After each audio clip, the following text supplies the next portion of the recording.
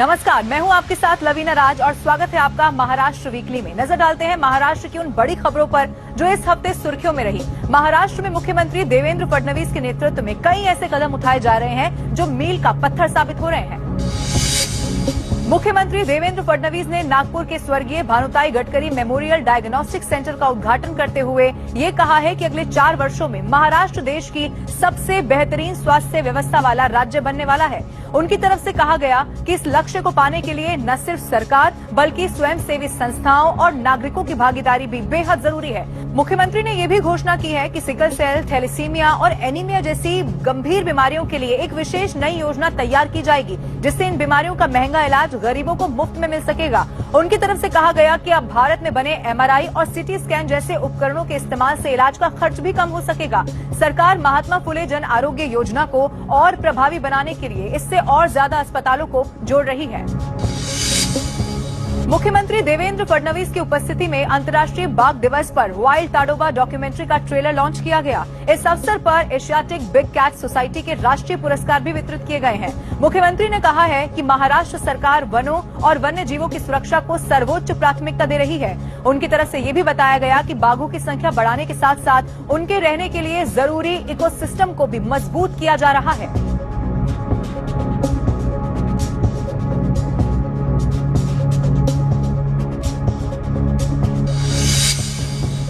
मुख्यमंत्री देवेंद्र फडणवीस ने वस्त्रोद्योग और ऊर्जा क्षेत्र की चुनौतियों को हल करने के लिए एक विशेष समिति गठित करने के निर्देश दे दिए। सामाजिक न्याय, आदिवासी विकास और ओबीसी कल्याण विभाग की सूत गिरनियों को आर्थिक सहायता देने के लिए एक समान मानक बनाए जाएंगे।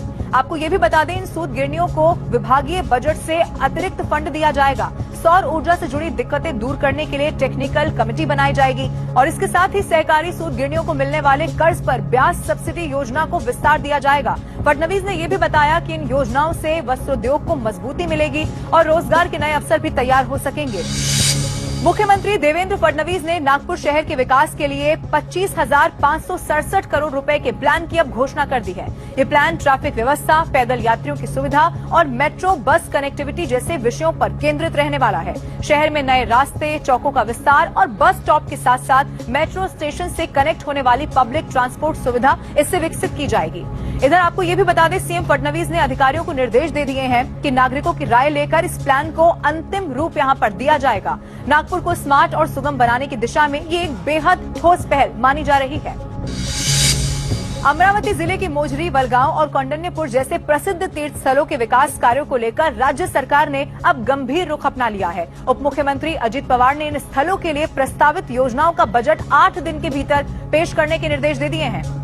पवार ने कहा है कि राष्ट्र संत तुकडोजी महाराज और संत गाडगे महाराज की कर्म भूमियों का समग्र विकास अब सरकार की पहली प्राथमिकता है। कौंडिन्यपुर में रुक्मिणी माता मंदिर पर लाखों श्रद्धालुओं की आस्था जुड़ी हुई है, जिससे इस क्षेत्र का धार्मिक और पर्यटन महत्व और ज्यादा बढ़ गया है। सरकार इन स्थलों को आध्यात्मिक पर्यटन केंद्र के रूप में अब विकसित करने की दिशा में काम करेगी। राज्य सरकार इन योजनाओं से स्थानीय रोजगार को बढ़ावा देने का लक्ष्य भी लेकर चल रही है। इसी बैठक में स्थानीय जनप्रतिनिधियों और संबंधित विभागों के अधिकारियों ने भी हिस्सा लिया।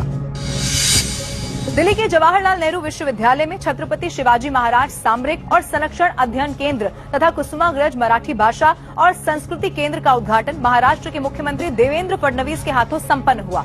इस अवसर पर मराठी भाषा मंत्री उदय सामंत, जेएनयू की कुलपति प्रोफेसर शांतिश्री धुलीपुरी पंडित और तंजावुर के छत्रपति बाबाजी राजे भोसले समेत कई गणमान्य उपस्थित थे। ये केंद्र न केवल शिवाजी महाराज की रणनीतियों, युद्ध नीति और शासन शैली पर शोध को बढ़ावा देगा, बल्कि मराठी साहित्य, नाट्य और सांस्कृतिक परंपराओं को भी राष्ट्रीय मंच प्रदान करने वाला है। इस कार्यक्रम में फडणवीस ने कहा कि शिवाजी महाराज की युद्ध नीति आज भी दुनिया के लिए एक बड़ी प्रेरणा है। इस केंद्र के माध्यम से देश भर के छात्रों को महाराष्ट्र की गौरवशाली परंपराओं से जोड़ा जा सकेगा। छत्रपती शिवाजी महाराजांनी ज्या प्रकारे युद्धनीतीचा अवलंब केला, त्या युद्धनीतीचं कौतुक हे आजही जगभरामध्ये होतं। महाराष्ट्र वीकली में इस सप्ताह बस इतना ही। राज्य की संस्कृति और विकास से जुड़ी हुई महत्वपूर्ण खबरें हम आप तक लगातार इसी तरह पहुंचाते रहेंगे। अगले हफ्ते भी देखना ना भूलिए महाराष्ट्र वीकली।